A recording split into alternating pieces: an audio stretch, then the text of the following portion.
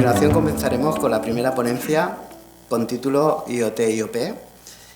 Tenemos el honor de contar con Carmen Serrano, jefa de Servicio de Seguridad de la Generalitat Valenciana.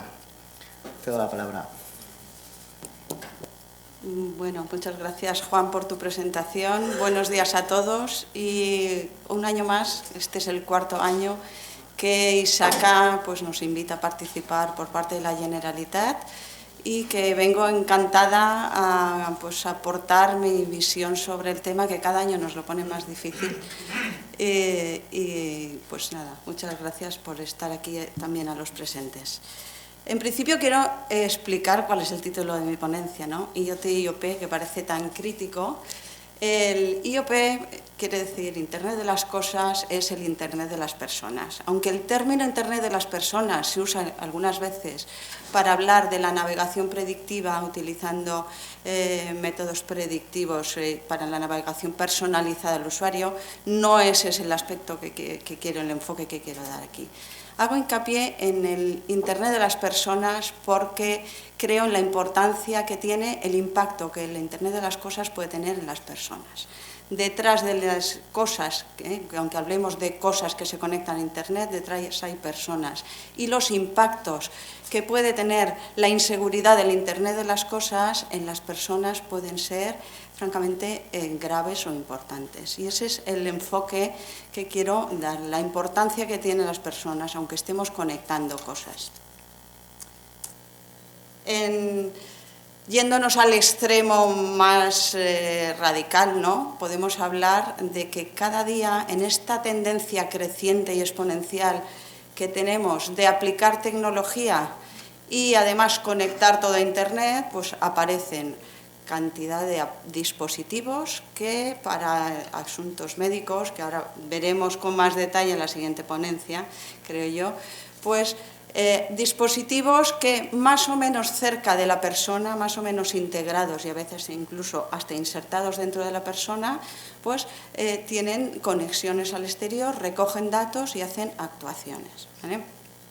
Estos dispositivos que pueden ir desde las prendas técnicas con sensores para deporte, los wearables tan de moda por en boga que tiene lo del running en estos momentos, hasta dispositivos que son microchips que insertados en la persona toman analíticas y utilizando la conexión a través del móvil mandan analíticas sanguíneas, chips que se está pensando ya en Estados Unidos en insertar en los bebés para geolocalización o incluso proyectos tan importantes como chips neuronales para luchar contra el tratamiento del Alzheimer, o un proyecto que oí el otro día que me parece súper interesante, que es el desarrollo de un chip orgánico que insertado en la persona pueda recoger las variables biométricas de toda su vida y que junto con los análisis de ADN nos servirían para hacer una medicina predictiva e incluso diagnóstico superautomático de las enfermedades. Pues si no se hace con las medidas de seguridad y si no se desarrolla de forma muy segura, también nos puede convertir en seres muy vulnerables, porque al final podemos acabar todos conectados a Internet y siendo extremadamente vulnerables.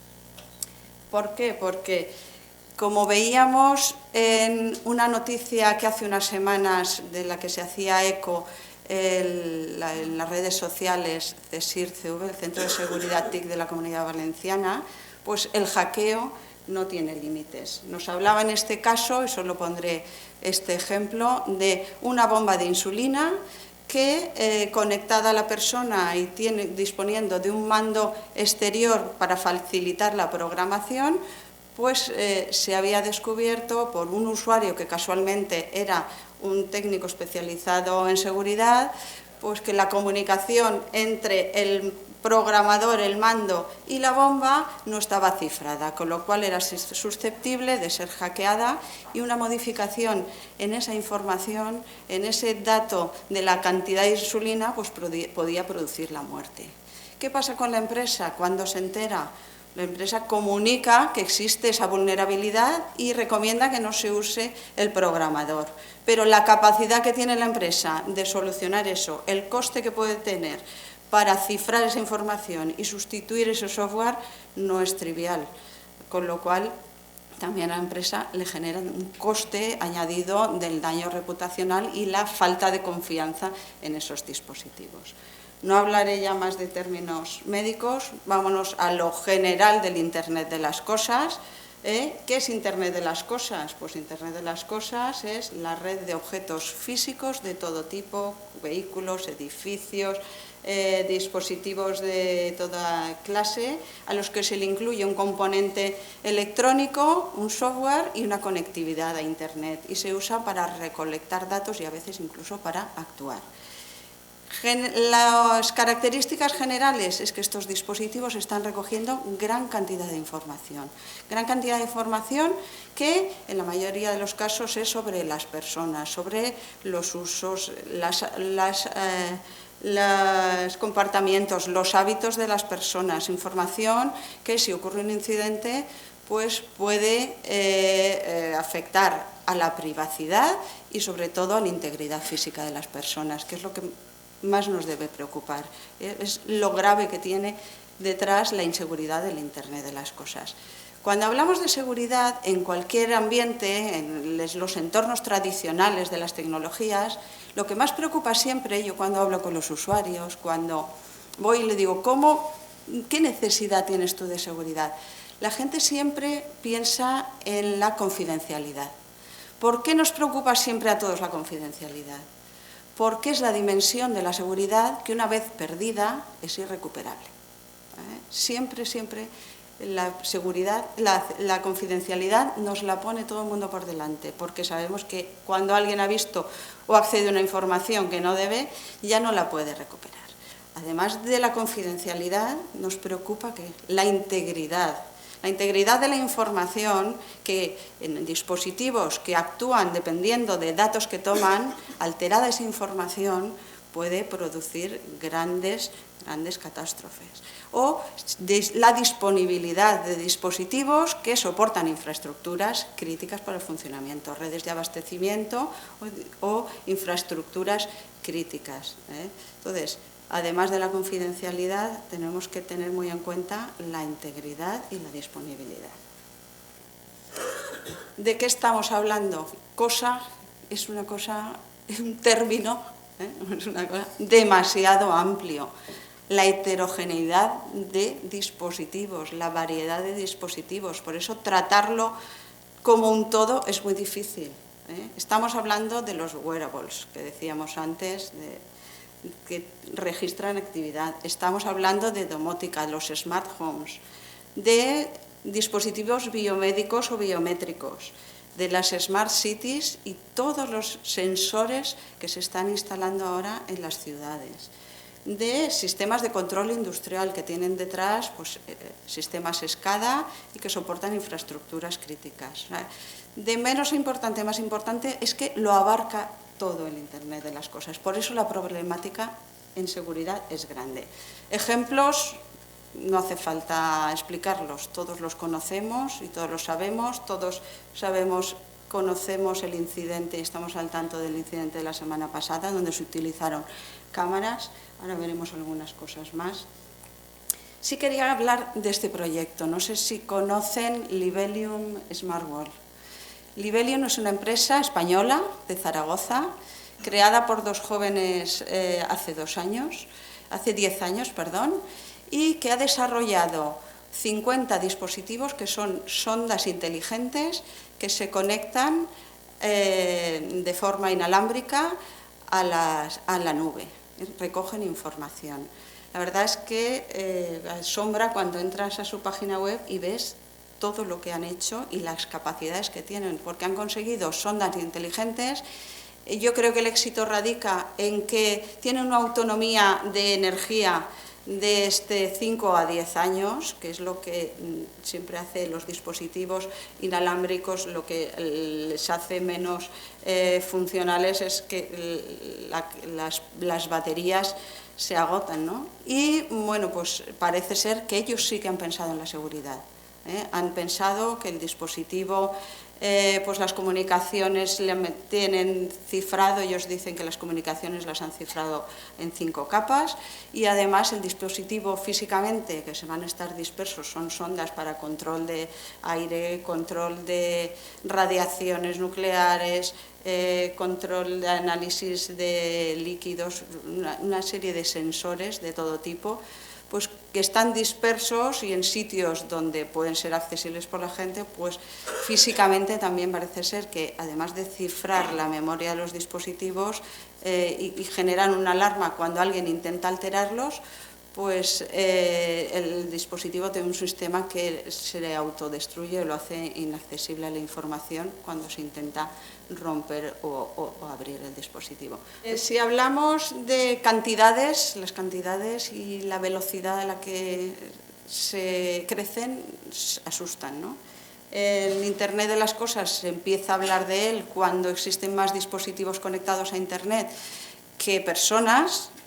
En el momento ese pues empezamos a hablar de dispositivos de Internet de las cosas, y bueno, pues en 2015 había 3,47 dispositivos por persona, en 2020, según este estudio, habrá 6,58. Este estudio habla de 50.000 millones de dispositivos en 2020, pero ahora veremos que hay otros fabricantes que dan otras cifras. Esta gráfica la he puesto porque se ve claramente que lo que son ordenadores y tablets y móviles más o menos se mantiene, el crecimiento es muy pequeño, y la parte que se dispara y crece exponencialmente es la parte verde, que es el Internet de las cosas y los dispositivos conectados a Internet. Según el fabricante, según McAfee, un estudio de McAfee no habla de 50.000 millones en 2020, habla de 200.000 millones. La verdad es que las cifras 50.000 o 200.000 ya me parecen astronómicas, son cifras de vértigo. Pensar además que todo esto en general está saliendo sin ninguna seguridad o con muy poca seguridad. Lo que también se ve en esta diapositiva es que en paralelo al crecimiento de los dispositivos, también lo que crece es la nube pública, porque todos estos dispositivos están generando cantidades ingentes de información que se almacena al final en la nube. Y ante este panorama y estas cifras, pensamos que es posible gestionar esto. ¿Podemos poner seguridad aquí? Cuando hablamos, los conceptos de seguridad son los clásicos, hablamos de vulnerabilidades, de amenazas, de riesgos, de impactos, de salvaguardas, pero el problema en dimensiones es totalmente distinto. En dimensión por la cantidad, la dispersión física de los dispositivos. Veíamos como este fabricante de la bomba de insulina, el problema que tiene para cambiar el software es la dispersión geográfica que tiene de los dispositivos. La heterogeneidad de los dispositivos, ya pues lo que decía antes, cosas, son muchas cosas, es muy genérico y hay un campo, bueno, pues hay una variedad y heterogeneidad de dispositivos con distintos sistemas operativos. No hay sistemas operativos estándares en 1 o 2 que sean base y sean los que se utilizan en el mercado. Los fabricantes diversos y en general el fabricante hardware es el que pone el software y el que tiene que pensar en la seguridad, y muchas veces no es del mundo TI, es del mundo pues, del hardware o de otro tipo de dispositivos. Ausencia de estándares, no tenemos estándares de referencia que digan este dispositivo cumple la norma no sé qué, con lo cual es seguro y lo pongo en el mercado diciendo y garantizando que cumple esos estándares. No se piensa en la seguridad, se piensa en la funcionalidad, se piensa en las prestaciones, en el diseño, en la imagen, pero la seguridad se está dejando de lado y eso es preocupante por la velocidad que se está implantando. Y pues hay una falta de conciencia de los riesgos, sobre todo en los usuarios, que son los que se los compran y encantados con los gadgets, se los ponen, los instalan y todo es maravilloso, solo viendo las ventajas. Ahí algo habrá que hacer. ¿Qué podemos hacer? Pues en 2014, desde CSIRCV, ya vimos venir esto del mundo de Internet de las cosas, ya vimos que había pues, había ya muchos dispositivos en el mercado y hicimos un análisis de la situación. Se publicó este documento del estado del arte de seguridad en Internet de las cosas, pues donde se revisaron los riesgos asociados, los vectores de ataque, una recopilación de incidentes y prevención y salvaguardas. Este documento, que sigue siendo actual y sigue reflejando la problemática actual, está disponible en la página web de CSIRT para su descarga. Y sobre estas vulnerabilidades, estos vectores de ataque, voy a hacer un breve repaso de lo que contiene el documento. En principio, el escenario de Internet de las cosas es este, ¿no? Por un lado tenemos un dispositivo, que es un hardware, con un software que siempre suele ser empotrado, un usuario, que es el que lo controla y lo maneja, unas comunicaciones que en su mayoría son inalámbricas por la dispersión de los dispositivos y, como fondo, la nube, que es la que recoge los datos. Cuando hablamos de comunicaciones, en principio decir que todo lo que supone conectarse a una red de comunicaciones inalámbrica o pública, pues tiene ya de por sí unos riesgos, ¿vale? Los dispositivos, este tipo de dispositivos, están siempre conectados, no son como los ordenadores que los encendemos en un horario y se apagan. En general, estos dispositivos están pensados para estar siempre conectados. ¿Por qué el otro día utilizaron cámaras de vigilancia? Porque están siempre disponibles y en el momento que les den la orden están ahí dispuestas, ¿no? Geográficamente dispersos, con lo cual requieren una alta conectividad. Están conectados a redes Wi-Fi, normalmente inalámbricas, la mayoría de las veces con configuraciones inseguras. Una red insegura da acceso a todos, es una puerta de acceso a todos los dispositivos que estén conectados a ella, con lo cual una red insegura, pues ya tenemos ahí todos los dispositivos posiblemente pueden ser comprometidos. Esto da lugar a ataques de man in the middle, donde un intruso se coloca en medio de la comunicación, que no es un canal cifrado, y por un lado ve lo que va en los dos sentidos y además es capaz de alterar la información que va a alguno de los dos sentidos. O también pues, da la posibilidad de abusos de denegación de servicio, como el ataque del viernes pues hay que securizar las comunicaciones, cifrar las comunicaciones y los datos, poner mecanismos de autenticación para que no nos entren, definir perfiles y roles, configuraciones manuales, no utilizar las configuraciones por defecto que nos vienen del fabricante porque suelen dejar todo abierto y tener contraseñas conocidas, control de las interfaces y cuando sea necesario pues utilizar redes privadas virtuales para hacer unas comunicaciones seguras. El software es, las vulnerabilidades del software son el vector de ataque más utilizado frecuentemente. Entonces, estos dispositivos tienen un software. El software normalmente no son softwares estándar, no hay una tipología de software que pues como existen los ordenadores o incluso en los móviles, que hay 2 o 3 sistemas operativos, con lo cual sería mucho más fácil tenerlos actualizados y reaccionar ante brechas de seguridad. Trae configuraciones inseguras por defecto, habilitan servicios innecesarios, es como cuando nos instalamos el router con la configuración por defecto que nos deja abiertas muchas configuraciones que no necesitamos y que son inseguras. Pues en esto pasa igual. Pues muchas veces tienen ya software con vulnerabilidades conocidas. El sistema operativo a lo mejor llevan un XP que ya es conocido y como que no tiene soporte y tiene vulnerabilidades. Y la actualización, pues porque los fabricantes de los dispositivos son los que son los responsables de actualizarlo, pues no suelen tener capacidad de reaccionar ante brechas de seguridad y poner enseguida, sacar una versión actualizada y facilitarnos la actualización. Salvaguardas, seguridad por defecto. Hay que exigir que traigan seguridad por defecto el software. Desactivar las funcionalidades no necesarias, validar el software que nos instalamos. Muchas veces nos pide que nos instalemos y descarguemos una app para manejarlo, validar de dónde estamos descargando y de dónde es el origen de ese software, y limitar los accesos. Las vulnerabilidades del hardware son un vector de ataque menos frecuente, ¿no? Aprovechamiento de las vulnerabilidades del hardware. Pero hay que decir que una vulnerabilidad hardware en un dispositivo es mucho más grave porque es mucho más difícil de solucionar.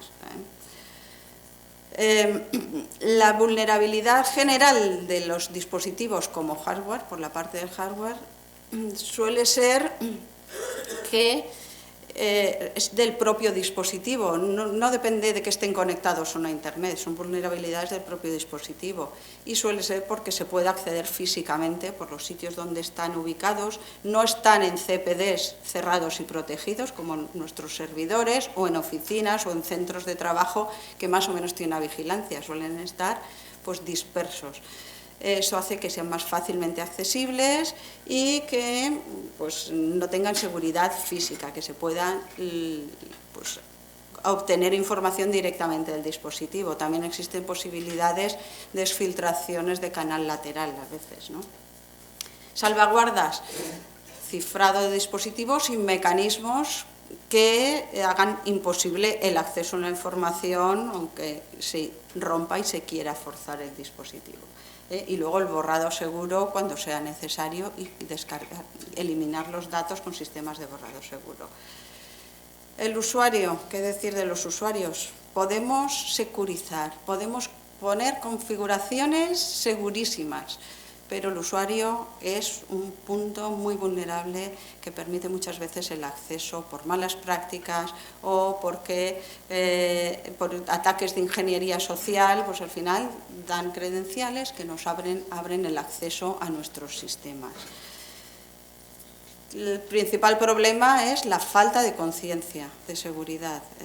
Los usuarios tienen que aprender y saber y ser conscientes de la seguridad. Saber lo que es la ingeniería social, que ningún administrador les pide contraseñas por un correo electrónico y menos escrito en un castellano extraño, que correos que vienen a las 4 de la mañana de direcciones extrañas pues no son de la empresa ni de la organización y tienen que ir aprendiendo, ¿no? Y sobre todo también porque estos ataques de ingeniería social muchas veces se alimentan de la propia información que nosotros publicamos en Internet. Pues los que nos quieren hacer un ataque de ingeniería social dirigido nos estudian, trabajan con esa información y nos pueden llegar a hacer un correo, un ataque dirigido que es fácilmente creíble y en que cualquiera de nosotros también caería. O sea, ojo con la información que publicamos, porque estamos dando muchas pistas de cómo accedernos, ¿vale? Salvaguardas, formación, sensibilización, concienciación y mecanismos de doble validación que impidan pues, que se nos entre tan fácilmente. Por último tenemos la nube.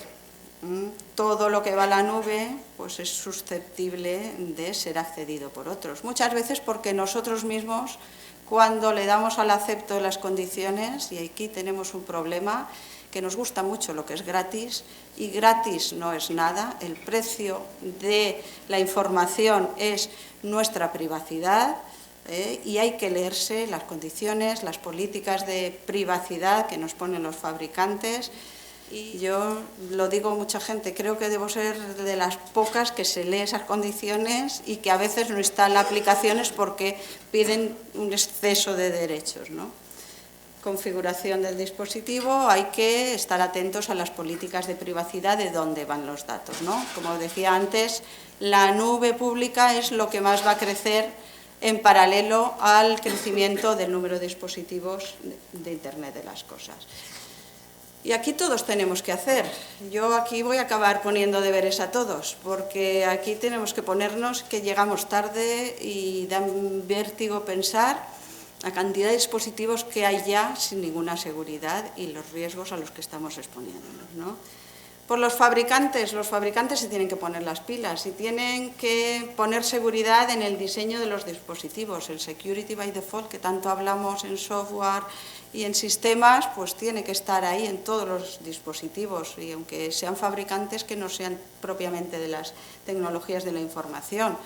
Tienen que hacer dispositivos donde la configuración de la seguridad sea fácil para el usuario, que sea sencillo poder marcar ciertos niveles de seguridad. Tienen que informar a los usuarios de qué información se está recogiendo, cómo se transmite y dónde se está almacenando y qué derechos le está pidiendo, ¿no? Le está generando.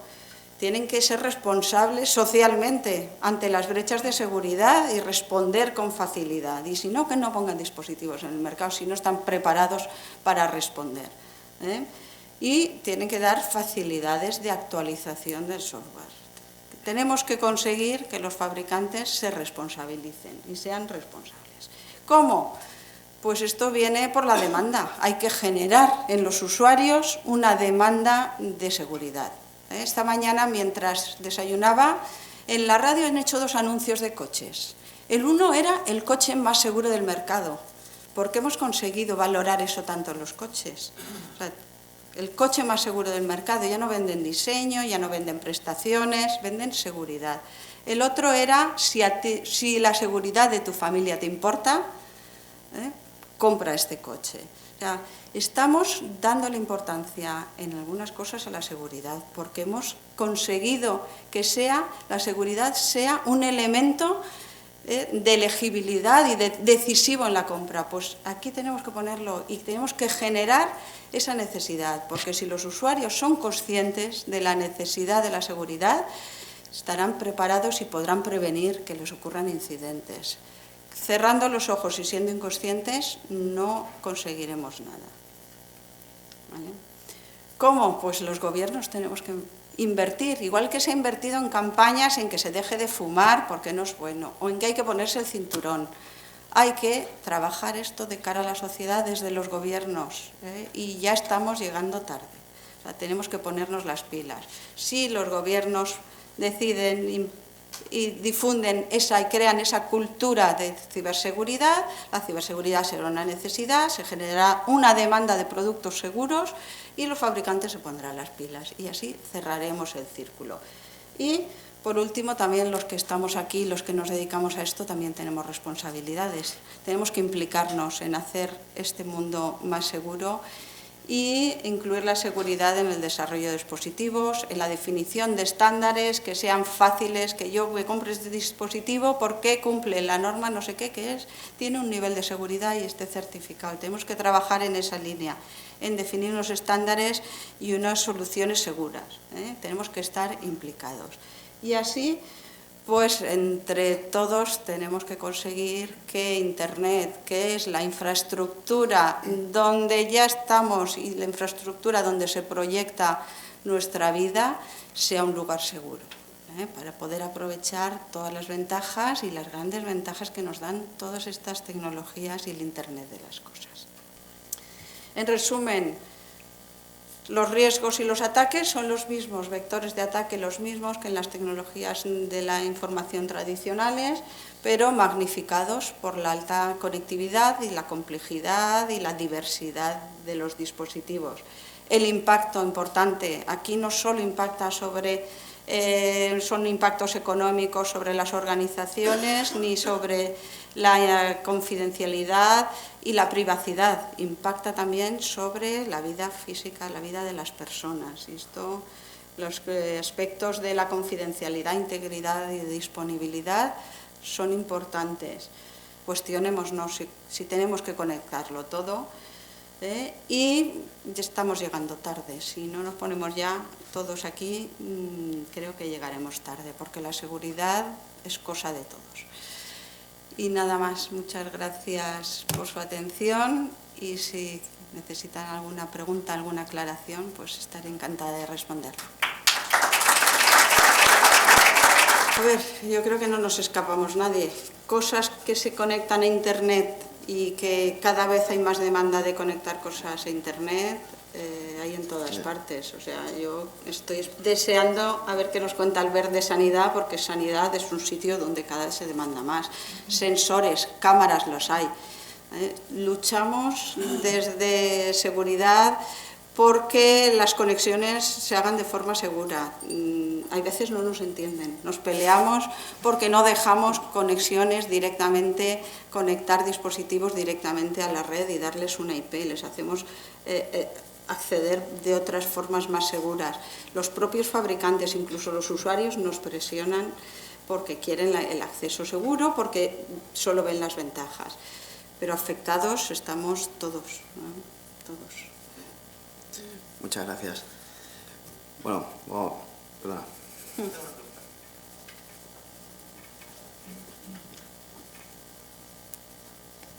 Hola. Buenos días. Muy interesante la ponencia, ¿eh? Gracias a Isaka por la organización del evento este año, como igual que el pasado. Un éxito, ¿eh? Gracias. Yo tengo una pregunta para doña Carmen.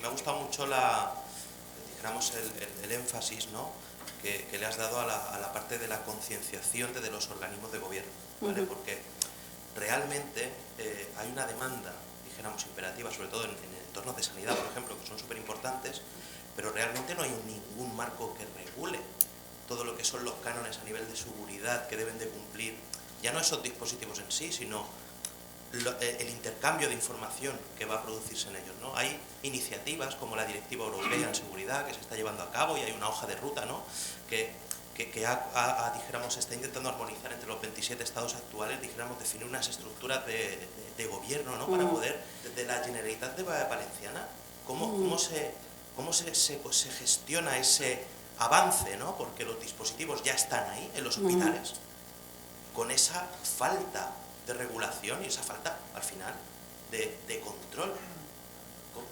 ¿Cómo vais, o cómo pensáis, ¿no?, hoja de ruta que vais a dar eso? A ver, el problema de las administraciones, sobre todo si estamos hablando de regulación y normativa, es que la normativa, el desarrollo de normativa y la aprobación de normativa suele ser muy lento. Y a veces no podemos esperar a que haya unas normas internacionales. Si tenemos que esperar a que Europa acuerde unas normas, y pues vamos a llegar mucho más tarde de lo que estamos llegando ya. Nosotros lo que tenemos en la Generalitat y en lo que nos basamos y que nos da fuerza para poner ahí seguridad es la política de seguridad que se aprobó en 2012. ¿Vale? La política de seguridad marca unas bases de cómo tiene que ser la seguridad en la Generalitat y derivada de la política de seguridad hay una normativa técnica que define las medidas técnicas. Por ejemplo, estas empresas que vienen y dicen que el aparato de telemedicina lo quieren conectar a Internet porque desde Canadá van a hacer el mantenimiento, pues ya nos hemos sentado 2 veces con ellos y les hemos dicho, mire usted, no. De esta forma no es porque no sea seguro, es que hay una norma. Entonces, aunque realmente no sean normas europeas, sí que tenemos normas que nos dan apoyo y luego pues mucha buena voluntad y mucho interés también de los de dentro, y lo que estamos consiguiendo también es el apoyo de la dirección, ¿no?, y la implicación cada vez más en la seguridad que tienen nuestros directores generales y nuestros superiores. Bueno, perfecto. No, de nuevo agradecer a la organización, a los ponentes por la conferencia. Creo que es muy importante en el día actual. En mi opinión, la conferencia se centra sobre todo en el ámbito de la seguridad. Entonces, yo como investigador del proyecto europeo CRISP y alumno de doctorando de Internet of Things relacionado con protección de datos, sí que me gustaría aplicar el ámbito de la seguridad al ámbito de protección de datos, porque creo que tiene algo que aprender. En primer lugar, sí que me gustaría destacar que el Reglamento Europeo de Protección de Datos, directamente aplicable y que uniformiza, ¿no?, en todos los Estados miembros las directrices y los requisitos a la hora de diseñar el producto desde un principio, yo creo que, en mi opinión, se ha centrado sobre todo en los mecanismos de certificación. Como usted bien me ha comentado, una de las principales desventajas que tiene la ley, o sea, la regulación, es la falta de adaptación a los nuevos tiempos, ¿no? Entonces sí que yo creo que desde un punto de vista práctico, el reglamento europeo, y que creo que deben hacer otras dimensiones como la seguridad, la eficiencia, el Trust Dimension también, es sobre todo centrarse en estos mecanismos de certificación. En mi opinión tienen una clara desventaja, y es que son voluntarios, ¿no? Ahora, desde el punto de vista de protección de datos, yo no lo veo tan voluntario, porque si bien son mecanismos voluntarios y que las organizaciones se pueden o no acoger a ellos, sí que establecen un sistema de sanciones que son, en mi opinión, desproporcionados. Entonces, de tal forma que lo que a mí me gusta destacar, ¿no? Como innovación en el punto de vista de protección de datos, es que si tú te acoges a ese tipo de mecanismos y demuestras buena fe a la hora de incorporar todos esos requisitos altos, ¿no? Unos requisitos muy altos por parte de estas organizaciones, previenes las sanciones tan altas que se te imponen. Entonces, desde un punto de vista de la seguridad, como tú comentas, yo sí que creo que hay estándares, normativa ISO, normativa EN, normativa UNE, que regulan en profundidad la seguridad. El problema, en mi opinión, se centra en que son bastante costosos económicamente para las empresas, en el sentido de que nosotros como consumidores no los valoramos correctamente. Entonces, les compensa a estas empresas tener ese tipo de normativa ISO, la 27001, por ejemplo. Claro, en mi opinión son muy costosos económicamente.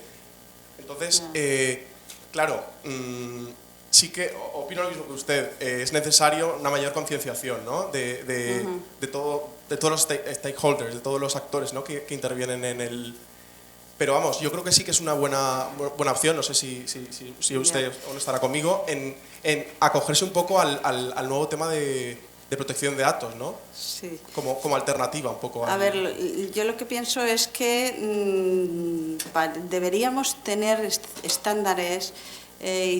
Las certificaciones a veces son demasiado complejas para los entornos de las pequeñas empresas. Entonces deberíamos tener estándares más fácilmente entendibles por los usuarios y los ciudadanos, que establecieran niveles de seguridad mínimos que exigir a los...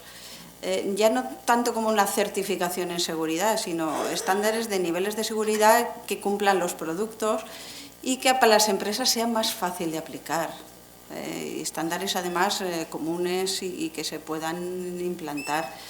Y las certificaciones y el mundo de las certificaciones está muy bien, pero yo para ciertos entornos pequeños lo veo complicado.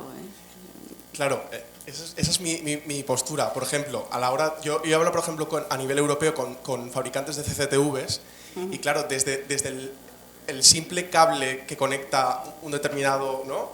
Dispositivo con otro debe estar ya certificado. Entonces, claro, es que eso es un gravamen alto para las empresas. Ya, pero no el sé si gravamen para una empresa que ocurra un incidente a través de un dispositivo suyo, el coste puede ser mucho mayor. Eso es lo que tienen que entender. Estaríamos entonces hablando de eficiencia versus seguridad. Claro. Muchas gracias. Bueno, muchas gracias. Agradecer la participación de Carmen Serrano y nada, darte las gracias. Muy bien, gracias.